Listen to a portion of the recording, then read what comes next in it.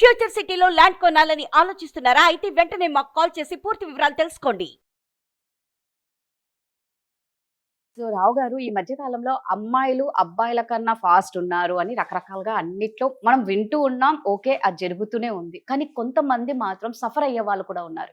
ఈ గృహహింస అనే దాంట్లో పాపం చాలా నరకం అనుభవిస్తూ ఉంటారు. సో వాళ్ళు విముక్తి అవ్వచ్చు? నిజంగా వాళ్ళకి ఎలాంటి చట్టం ఉపయోగపడుతుంది? ఈ గృహహింస చట్టం అనేది only for the ladies and for the benefit of the ladies, for the protection of the ladies. Okay, so దీన్ని ప్రతి ఒక్క అమ్మాయిలు ప్రాపర్గా యూజ్ చేసుకుంటే బాగుంటుంది. దాన్ని దుర్వినియోగం చేయడం అనేది చాలామంది చేస్తున్నారు. అది చేయడం ద్వారా కూడా వాళ్ళకే అగేన్స్ట్గా కేసెస్ వేసే అవకాశాలు ఉంటాయి హస్బెండ్ సైడ్ నుంచి. సో ఇది protection of women from domestic violence act 2005 అనేది on top of dowry harassment act.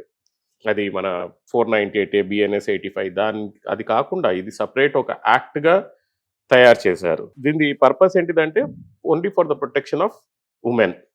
ఈ గృహహింస చట్టం స్కోప్ ఏంటిదంటే మేడం, ఇది ఎవరైనా కానీ ఒక వైఫ్, ఒక కోడలు, వైఫ్స్కి అప్లికేబుల్ అవుతుంది, మదర్కి అప్లికేబుల్ అవుతుంది, సిస్టర్స్కి అప్లికేబుల్ అవుతుంది, డాటర్స్కి అప్లికేబుల్ అవుతుంది, లివ్ ఇన్ రిలేషన్షిప్లో ఉన్న వాళ్ళకు కూడా ఈ డొమెస్టిక్ వైలెన్స్ యాక్ట్ అనేది అప్లికేబుల్ అవుతుంది.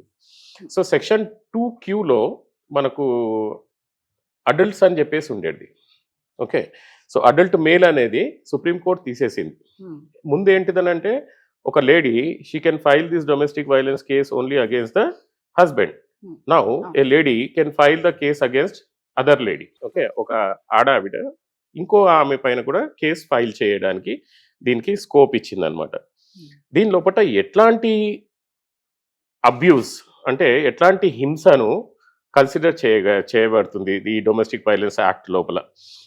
ఫిజికల్ హరాస్మెంట్ అంటే కొట్టడము, and emotional harassment, verbal harassment like insult చేయడము, తిట్టడము, బూతులు తిట్టడము, అవి sexual harassment, and economic harassment. Economic harassment అంటే కొంతమంది ఇంట్లో బియ్యం తేకుండా, డబ్బులు ఆమె చేతికి ఖర్చులకు ఇవ్వకుండా ఎకనామిక్గా వాళ్ళను హరాస్ చేయడం అనమాట, ఫైనాన్షియల్ రిసోర్సెస్ వాళ్ళకి ప్రొవైడ్ చేయకుండా. సో ఇట్లాంటి కేసెస్ అన్నిటినీ మనకు ఈ డొమెస్టిక్ వైలెన్స్ యాక్ట్ అనేది కవర్ చేస్తుంది. రెస్పాండెంట్స్ ఎవరెవరు అవుతారు? హస్బెండ్, ముఖ్యంగా husband and male relatives, husband relatives.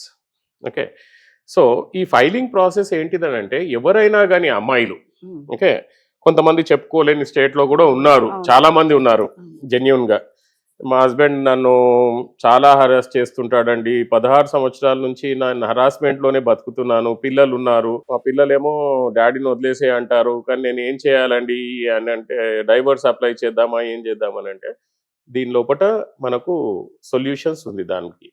Okay, ఇదేంటిదంటే police complaint కాదు. ఓకే, ఇది ఒక సివిల్ కేస్, కానీ ఇది క్వాషీ సివిల్, క్వాషీ క్రిమినల్ అనొచ్చు. ఇది సివిల్ కేసు లాగానే నడుస్తుంది, కానీ దీని జడ్జిమెంట్ వచ్చిన తర్వాత దీన్ని జడ్జిమెంట్ యాక్సెప్ట్ చేయకపోతే అది క్రిమినల్ కేసు కింద కన్సిడర్ చేయబడుతుంది అన్నమాట. So that is the beauty of this domestic violence act. And ఇది ప్రతి ఒక్క అమ్మాయిలకు, పెళ్ళి అయిన వాళ్ళకు అందరికీ వర్తిస్తుంది. ఓకే, సో దీన్ని ప్రాపర్గా యూటిలైజ్ చేసుకుంటే మాత్రము they can get lot of benefits. దీని లోపల ఏమేమి రిలీఫ్స్ పొందొచ్చు మనము? డొమెస్టిక్ వైలెన్స్ యాక్ట్ కేసు ఒకవేళ పెడితే మనకి ఎట్లాంటి రిలీఫ్స్ వస్తాయి? ఓకే, ఈ డొమెస్టిక్ వైలెన్స్ యాక్ట్ మనం పెట్టిన తర్వాత మనకు ఒకటి ప్రొటెక్షన్ ఆర్డర్ అని చెప్పి తీసుకోవచ్చు మేడం. ఇప్పుడు ఇది సెక్షన్ 12 కింద ఫైల్ చేయాలి డొమెస్టిక్ వైలెన్స్ యాక్ట్ కేసు. ఎక్కడ ఫైల్ చేయాలి అని అంటే ప్రొటెక్షన్ ఆఫీసర్స్ ఉన్నారు. ఇంటర్నెట్లో టైప్ చేస్తే మనకు ప్రొటెక్షన్ ఆఫీసర్ ద్వారా ఫైల్ చేయొచ్చు, లాయర్ ద్వారా ఫైల్ చేయొచ్చు. సో సెక్షన్ 12 ద్వారా మనము ఈ కేసుని ఫైల్ చేస్తాము. దాంట్లో రిలీఫ్స్ అడుగుతాము. ఫస్ట్ ఆఫ్ ఆల్ రిలీఫ్ ఏంటంటే నాకు ప్రొటెక్షన్ ఆర్డర్ కావాలి. ఇప్పుడు చాలా మంది అంటుంటారు, మా హస్బెండ్ నన్ను డైలీ ఆయన ఎక్కడో ఉంటున్నాడు, కానీ వారానికి ఒకసారి వచ్చి నన్ను బాగా కొడుతుంటాడు, అది ఇది అని చెప్పేసి, పిల్లల ముందలు కూడా కొడుతుంటాడు సార్ అని చెప్పేసి. అది ఎట్లా ఆపాలి మనము అంటే the easiest solution is domestic violence act. Domestic violence act లో మనం కేసు వేసిన తర్వాత ఇంటరిమ్ పిటిషన్ అనేది ఒకటి ఉంటుంది, అంటే అర్జెంట్ పిటిషన్స్. నేను హరాస్మెంట్ భరించలేకపోతున్నాను, మా హస్బెండ్ నన్ను కొడుతున్నాడు, నాకు ప్రొటెక్షన్ ఆర్డర్ ఇవ్వండి అని చెప్పి మనము కోర్టుకి మనము ప్రెజెంట్ చేస్తే సెక్షన్ 18 ప్రకారంగా మనకు ప్రొటెక్షన్ ఆర్డర్ కోర్టు గ్రాంట్ చేస్తుంది. ఆ సెక్షన్ 18 ప్రకారం మనకు ప్రొటెక్షన్ ఆర్డర్ వచ్చిన తర్వాత అమ్మాయికి హస్బెండ్ ఒకవేళ వస్తే ఇమీడియట్ గా she can call the police. Okay. Police can arrest him. That is the beauty of the domestic violence act. ఈ ప్రొటెక్షన్ ఆర్డర్ ఒకటే కాదు మనకు, ఈ apart from this protection order residential order అని చెప్పేసి ఉంటుంది. అంటే ఇప్పుడు వైఫ్ అండ్ హస్బెండ్ ఒక ఇంట్లో ఉంటున్నారు, ఆ ఇల్లు హస్బెండ్ అద్దెకు తీసుకున్నాడు లేకపోతే హస్బెండ్ ఓన్ అయి ఉంటుంది, అందులో 2 పిల్లలు వైఫ్ ఉన్నారు, ఈయన హరాస్మెంట్ చేస్తున్నాడు బాగా. Okay, so she can also claim I don't have any residence, నేను ఇక్కడ నుంచి నేను వెళ్ళిపోతే నాకు ఎక్కడ ఇల్లు లేదు కాబట్టి నాకు ఇల్లు కూడా కావాలి అని చెప్పడంతో మనకు రెసిడెన్షియల్ ఆర్డర్ కూడా వస్తుంది, లేకపోతే ఆల్టర్నేట్ రెసిడెన్షియల్ ఆర్డర్ ప్రొవైడ్ చేయాలి, ఆల్టర్నేట్ రెసిడెన్స్ ప్రొవైడ్ చేయాలి అని. అంటే వేరే ఎక్కడైనా రెంట్కి తీసుకొని ఆ రెంట్ ఇతను కట్టాలి. ఒకటి ప్రొటెక్షన్ ఆర్డర్ అయిపోయింది, ఒకటి రెసిడెన్షియల్ ఆర్డర్ అయిపోయింది. Apart from this residential order monetary relief కూడా ఉంటుంది. నేను బతకడానికి నాకు ఇంటరీమ్గా నాకు కొద్దిగా మెయింటెనెన్స్ కావాలి, మా పిల్లలు ఉన్నారు ఇది అని చెప్పేసి. సో ఈ ఇంటరీమ్ మెయింటెనెన్స్ కూడా మనకు అప్లికేబుల్ అవుతుంది. ఈ ఇంటరీమ్ మెయింటెనెన్స్ మానిటరీ రిలీఫ్ అనేది section 20 of the domestic violence act కింద అమ్మాయిలు రిక్వెస్ట్ చేసుకోవచ్చు కోర్టుకి. సో ఈ మానిటరీ రిలీఫ్ కూడా వాళ్ళకు అప్లికేబుల్ అవుతుంది. Apart from this domestic violence act లోనే కస్టడీ ఆర్డర్ కూడా ఫైల్ చేసుకోవచ్చు under the section 21.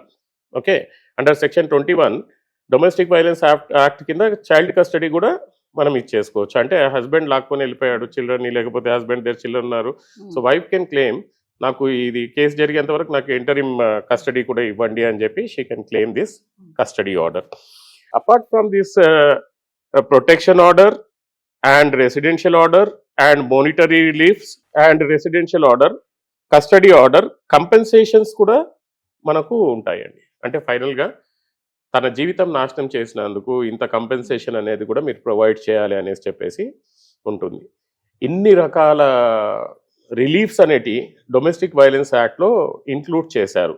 This is for the benefit of the women.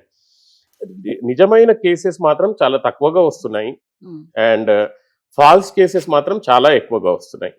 Okay, ఈ ఫాల్స్ కేసెస్ ఎక్కువగా రావడం వల్ల ఏమవుతుందని అంటే దాని మీద నా కోర్టుకి కూడా నమ్మకం పోయింది అమ్మాయిల మీద, అంటే వీళ్ళు ఫాల్స్ కేసెస్ వేస్తున్నారని చెప్పి.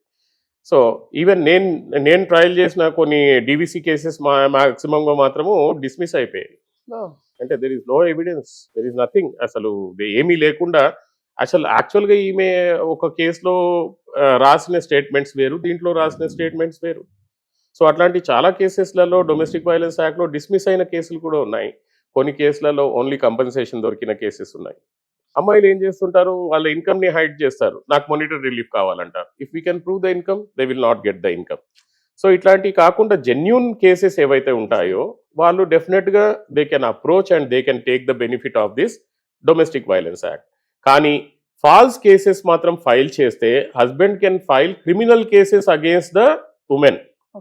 ఓకే, ఇది తెలియదు.